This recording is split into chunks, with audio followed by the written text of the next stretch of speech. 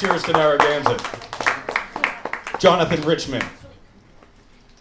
I was magnetically drawn there. I had to be there. I'd get there early, watch them rehearse, get sounds, watch them work out songs. But they knew I had to be there. They knew. As obnoxious as I was, it was life and death.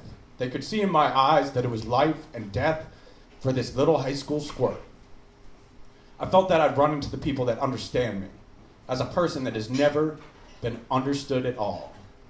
I wasn't intrigued. It was more like everything changed from that point on. It is the spring before the summer of love, and Boston has hit rock bottom. A decade and a half of white flight and urban renewal have decimated the population. The city has lost 10,000 people every year since the Eisenhower administration.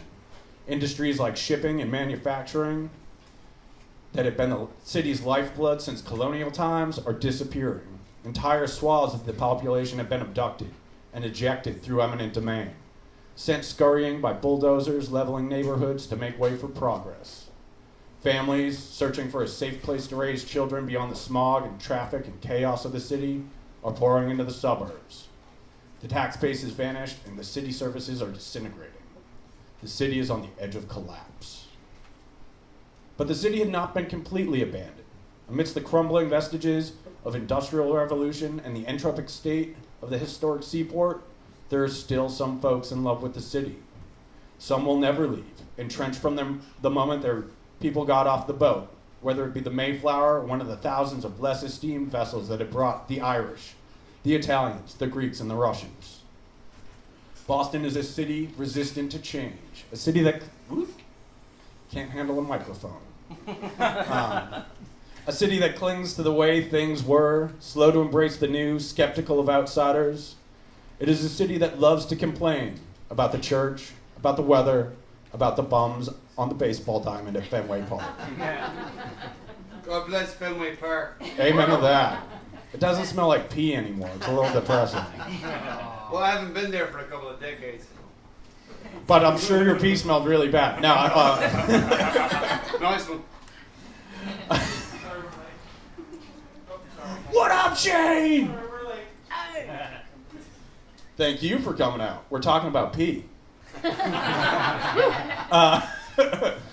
But these folks, as loud and stubborn as they could be, were of dwindling number and surrounded by the ruins and tarnished trophies of former glories.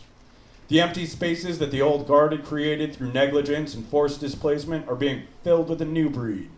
Artists, grifters, runaways are all flocking to the city, taking advantage of absentee landlords, nearly abandoned homes, and slum rate rents.